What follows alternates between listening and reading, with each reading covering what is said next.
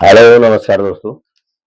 दोस्तों, एक माता पिता जो है अपने ही घर में अपनी बेटी को जमीन पे गिरा देते हैं और उसको मार पीट इतना मारते हैं कि उसे मार ही डालते हैं और अपने घर में एक बहुत बड़ा पार्टी रखते हैं और वहीं पे नीचे डीजे बजा रहे होते हैं और ऊपर जो है किसी की आवाज ना आए वहीं पे अपनी बेटी को मार देते हैं। उसमें माता पिता और 4-5 लोग और शामिल रहते हैं उसको मारने में और मार कर जो है वहीं पे जो है उसके लाश के टुकड़े-टुकड़े करते हैं और उसे जो है एक तंदूर में डालकर तंदूर के एक जो बड़े से भगोना जो होता है, जिसमें बड़ा-सा बर्तन होता है, उसी में डालकर उसे पका देते हैं और पकाने के बाद जो है उसे उसी में राख करते हैं और राख जब हो जाती है, तो उसको जाके जो है नदी में बहा आते हैं। तो दोस्तों, ये सोच के आप भी मौजूद हो सोच के परेशान होंगे या सोचने पे मजबूर हो जाएंगे कि कोई माता पिता अपनी ही बेटी को इस कदर इतनी भयंकर और दर्दनाक मौत क्यों मारेंगे और इस तरीके से उसे मार कर उसे उसकी राख बहा देते हैं पानी में और ऐसा क्यों करते हैं। तो ये भी दोस्तों सोचने पे आप भी मजबूर होंगे कि ऐसी घटनाएं कैसे हो जाती हैं और किस तरीके से बाप और माँ इतनी जिस बच्ची को पालते पोसते हैं बड़ा करते हैं और उसी को लाड़ प्यार से पालते हैं और उसके बाद उसी की हत्या कर देते हैं, ऐसे कैसे कोई कर सकता है। तो ये दोस्तों सोचने में वाली बात है।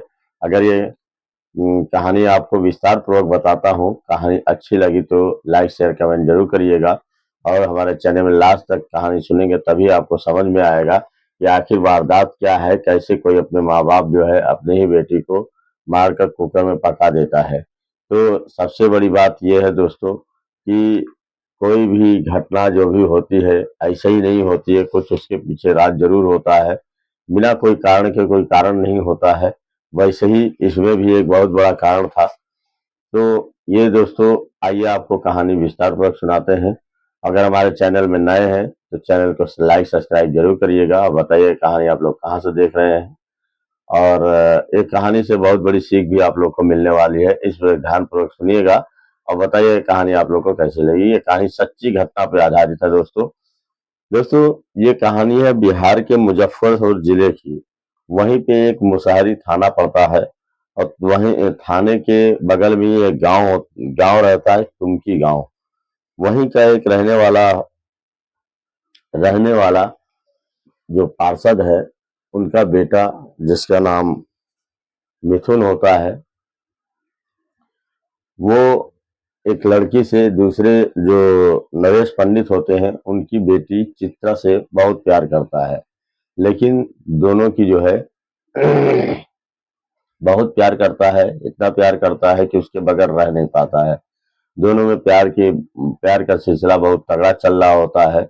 लेकिन जो है दोस्तों, 4-5 दिन से जो है 25 अप्रैल से उस मिथुन से जो मिथुन होता है उसकी बात चित्रा से नहीं हो रही होती है और वो परेशान रहता है कि आखिर जो है चित्रा गई तो कहीं गई कहाँ, उसके बगैर रह नहीं पाता है और परेशान रहने लगता है। फिर एक दिन वो आता है और वहीं पे एक चौकीदार होता है जिसका नाम अनिल होता है, उससे कहता है कि यार पता नहीं क्या बात है कि जो नरेश पंडित हैं इनकी लड़की चित्रा नहीं दिखती है और मैं चित्रा से बहुत प्यार करता हूँ और पता नहीं 4-5 दिन से कोई बातें नहीं हो रही हैं, ना कोई बातचीत होती है, ना कोई कुछ बात होती है। आखिर वो है तो कहाँ है, क्या कहीं चली गई है। तो वहीं पे जो अनिल होता है चौकीदार, वो कहता है कि यार मुझे तो उतना मालूम नहीं है, लेकिन एक दिन अगले हफ्ते एक बहुत बड़ी पार्टी थी। पार्टी में डीजे उजे बढ़ रहा था, बहुत तेजी से बज रहा था, उनके घर प्रोग्राम भी था। उसी समय मैंने उस लड़की को देखा भी था। उसके बाद से पता नहीं वो लड़की, मैंने उसको देखा नहीं, ना आते जाते देखा ना कुछ। तो पता नहीं मुझे भाई, मुझे मालूम नहीं है। तो वो क्या करते हम, कहता है कि अच्छा ये जरा पता लगाओ कि आखिर वो लड़की गई तो कहाँ गई। तो कहता है ठीक है, मैं अभी फोन करता हूँ। वहीं पे मुशहरी थाने में एक कोतवाल को वो अनिल फोन करता है। वो कहता है नरेश पंडित की एक लड़की है चित्रा जो बिल्कुल लापता है और 5-6 दिन से दिखाई नहीं पा रही है। मुझे तो लगता है कि इन्होंने, नरेश पंडित ने इनको लड़की को कहीं मार ही डाला है। तो इस बात पे कोतवाल बिल्कुल सख्ते में आते हैं और सोचने पर मजबूर हो जाते हैं कि कोई बाप अपनी बेटी को कैसे मार सकता है। तो वो कहते हैं कि अभी कुछ दिन पहले ही तो वो भागी हुई थी एक लड़के के साथ, मिथुन नाम के लड़के के साथ।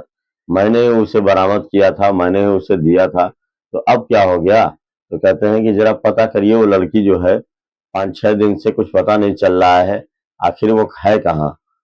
तो तुरंत कोतवाल जी आते हैं। आने के बाद जो है तुरंत उस नरेश पंडित से पूछते हैं कि बताओ तुम्हारी लड़की कहाँ है इस समय? तो वो एकदम घबरा जाता है और कहने लगता है कि वो तो एक रिश्तेदार के यहाँ गई है। तो कहते हैं कि आप ऐसा करो कि रिश्तेदार से बात कराओ, मैं उससे बात करना चाहता हूँ। तो कहते हैं कि वो कहता है कि इधर उधर फोन मिलाने लगता है। मिलाने के बाद कहता है कि अभी वो कहीं गई है घूमने के लिए, बाजार गई है, वो आती है तो आपसे बात करा देंगे। लेकिन ऐसा हुआ क्या है, आप लोग क्यों उसकी छानबीन कर रहे हैं? है ऐसा ही, जब ऐसा करो कि जब वो लड़की आ जाए या कुछ देर बात अगर आपसे हो जाए तो मुझसे बात करा देना। इस बात पे कोतवाल साहब चले जाते हैं। जाने के बाद इनका इंतजार करते हैं। इंतजार करने के बाद जो है, जब जब ये फोन नरेश पंडित नहीं करते हैं तो फिर वो कोतवाल साहब आते हैं। कहते हैं तुम पता बताओ कि वो कहाँ पे किस जगह है और कहाँ पे है, हम लोग पता लगा लेंगे। तो इस बात पे जिस जगह पता देते हैं वहां पर पुलिस जाती है। जाने के बाद छानबीन करती है, सब पता लगाती है, तो वहां भी कुछ पता नहीं चलता है। जब पता नहीं चलता है तो पुलिस चली जाती है। आने के बाद जो है वो तुरंत नरेश पंडित को जाती है और दोनों और गिरफ्तार कर लेती है और कहती है कि आप चलो थाने। जब थाने लेके जाती है तो उसको जो है मारती है 2-3 थप्पड़ और मारने के बाद कहती है कि सीधे सीधे बता दो कि तुम उस लड़की को क्या किए हो, कहाँ गई है, और हम उसे बड़ी बेचैनी से ढूंढ रहे हैं। तो वो कहता है, जब वो थर्ड डिग्री सुनता है पुलिस की, कहते हैं कि उस थर्ड डिग्री बहुत ही भयंकर मारपीट होती है, मारते हैं पुलिस वाले। तो वो जब सुनता है तो टूट जाता है और रोने लगता है। कहता है साहब मैंने ही अपनी बेटी को मारा है। और तो कहते हैं कि मारा है तो उस इसकी लाश कहाँ है, कहाँ फेंका है? कहते हैं साहब हमने जो है उसको मार के टुकड़े टुकड़े कर दिए हैं और टुकड़े करने के बाद उसको कुकर में पका के जो है उसकी जो अस्थियां हैं या जितने भी उसके पार्ट्स थे, टुकड़े टुकड़े करके उसको जो है एकदम गला दिया, गलाने राख कर दिया और राख करने के बाद उसे पानी में फेंक दिया हूँ। तो वो कहते हैं कि आखिर तुमने ऐसा किया क्यों? क्यों ऐसा किया? उस अपनी लड़की को क्यों मारा? बिना कारण का तो कोई कारण होता नहीं। साहब ये कम से कम 4-5 साल से लड़की जो मेरी थी वो बहुत मुझे परेशान कर रखी थी। मैंने उसे कई बार मना किया कि देखो तुम जो है गैर बिरादरी के लड़के से प्रेम मत करो। वो क्योंकि जो है एक लड़का है मिथुन नाम का, जो कि दूसरे पार्षद का बेटा है।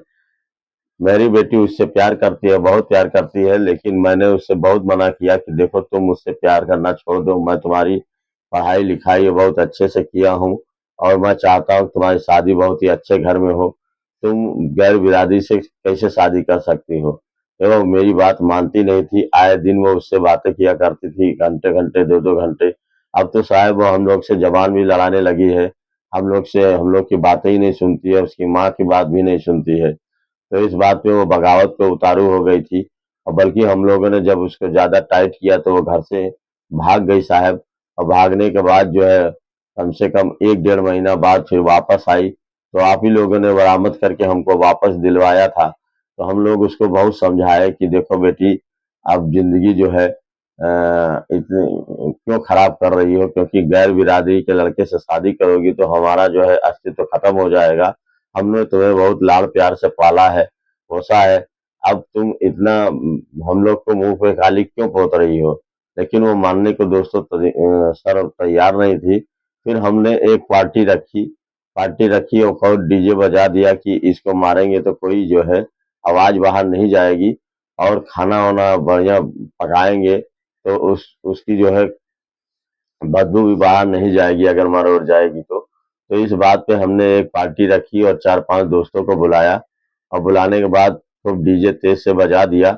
और उसके बाद उस लड़की को हम लोग देखे तो वो एक फ़ोन पे फिर मिथुन से बात कर रही थी। इस पे मुझे तुरंत गुस्सा भी आ गया और प्लानिंग भी हमने कर रखी थी कि अब की बार बात करते हुए पकड़ेंगे तो उसे छोड़ेंगे नहीं। फिर वो बात मिथुन से कर रही थी, करते-करते हमने तुरंत जो है उसका मोबाइल छीन लिया, छीनने के बाद फेंक दिया और फेंकने के बाद वहीं पे उठा के पटक दिया, पटकने के बाद चाकू से लेके जो है उसकी हत्या कर दी और उसका गला दबा दिया और उसकी माँ उसका पैर पकड़े हुई थी। हम लोग फिर जो है उसको इतना मारे कि उसकी जान निकल गई और जान निकल जाने के बाद फिर हम लोगों ने सोचा कि उसके छोटे-छोटे पीस टुकड़े कर दें और वो टुकड़े करके बड़े से जो तंदूर होता है यानी बड़ा-सा जो मट वो जो रखते हैं, हांडा रखते हैं, उसी में उसकी लाश को जो है हाथ-पैर काट के टुकड़े करके उसे में डाल दिया। डालने के बाद उसे इतना खौलाया कि उसके जो है बिल्कुल पार्ट्स गल गए और वो एकदम जो है राख हो गई और राख होने के बाद उसकी जो है उसकी जितनी भी अस्थियां थी उसे पानी में बहा दिया और बहाने के बाद जो है आके हम लोगों ने सोचा कि अब कोई जान नहीं पाएगा कि आखिर वो क्या है, ना उसकी लाश मिलेगी ना कोई जान पाएगा। लेकिन दोस्तों लेकिन सर पता नहीं कैसे आपको पता चल गया, इतनी इतनी बड़ी बात जो है आप कैसे पता लगा लिए, आपको कैसे पता चला? तो वो बताते हैं कि देखो सच के सच सच होता है, झूठ झूठ होता है, झूठ का कोई हाथ पाँव नहीं होता है। क्योंकि जो है जब ये लड़की दिख नहीं रही थी तो जो इसका प्रेमी था उसे शक हो गया कि शायद तुमने उसकी उसकी प्रेमिका को मार डाला है, चित्रा को। तो इस वजह से वो अनिल चौकीदार को फोन किया और बताया कि मैं उस लड़की को ढूंढ रहा हूँ लेकिन वो मिल नहीं रही है। तो उसने मेरे पास फोन किया कि वो लड़की 4-5 दिन से दिखाई नहीं दे रही। तो मुझे भी शक हुआ, लेकिन हम लोग ये नहीं सोच रहे थे कि तुम इतना दर्दनाक मौत अपनी लड़की को दोगे और मारने के बाद उसे जो है पानी में फेंक दो। उसकी उसको कुकर में पका के जो है इतनी बुरी तरीके से हत्या करके उसे जो है पानी में बहा दोगे। तो दोस्तों जब ये जान जाती है पुलिस तो उनको जो है तुरंत चार्जशीट तैयार करती है और उनको जो है उनके माता पिता को पकड़ के जो है जेल भेज देती है। और बाकी लोग अभी संदिग्ध में थे कि कौन कौन था, उनसे ये लोग कबूलते नहीं है, बताते हैं कि हम ही लोगों ने हत्या की है और कोई नहीं किया है। पूरी अपने ऊपर ले लेते हैं, इससे पुलिस उनको नहीं पकड़ पाती है लेकिन इन लोगों को जेल भेज देती है। तो दोस्तों सबसे बड़ी सीख इस कहानी से हम लोग को ये मिलती है कि बेटा बेटी जब कभी गलत निकलते हैं, बात को नहीं मानते हैं तो गुस्सा तो होता ही है, मन में बहुत पछतावा भी होता है। लेकिन ये तरीका तो नहीं है कि किसी को मारा जाए, मार के जो है इस तरीके से कुकर में पका के उसे फेंक दिया जाए। जब कुछ भी हो आखिर में जब पकड़ ही जाना है, पुलिस को पता चल ही जाता है तो ये सब करने से क्या हासिल होगा? आप बताइए, अपने ही बेटी को कातिल बन गए और दूसरी चीज ये है कि जिसको लाड़ प्यार से पाला उसी को ही कत्ल कर दिया। अब उसी के लिए जो है अब जिंदगी भर जेल काटेंगे। अब बताइए, अच्छी खासी जिंदगी पूरी पूरी बेकार हो गई। तो इस तरीके की घटनाएं दोस्तों हो जाती हैं, किसी को ऐसा नहीं करना चाहिए। बल्कि इस कहानी से हमें बहुत बड़ी सीख भी मिलती है कि इस तरीके की घटनाएं जो होती हैं होनी नहीं चाहिए। अपने बच्चों को पहले शुरुआत से ही इस तरीके से न होने दीजिए कि मोबाइल से किसी से बात करें और किसी से, क्योंकि मोबाइल से बात करते करते लड़का लड़की भाग जाते हैं, भागने के बाद घर से भागने का प्लानिंग कर लेते हैं। पहले तो चिट्ठी पत्री चलती थी, अब डायरेक्ट फोन से डायरेक्ट बातें होती हैं, एक दूसरे से बातें कर लेते हैं, हम यहाँ मिलेंगे वहां मिलेंगे, फिर भागने का प्रोग्राम भी बना लेते हैं। तो ये दोस्तों बहुत ही गलत होता है, ऐसा होना नहीं चाहिए। बल्कि कहानी आपको कैसी लगी, अगर अच्छी लगी तो लाइक शेयर कमेंट जरूर करिएगा और हमारे चैनल में लास्ट तक बने रहिएगा।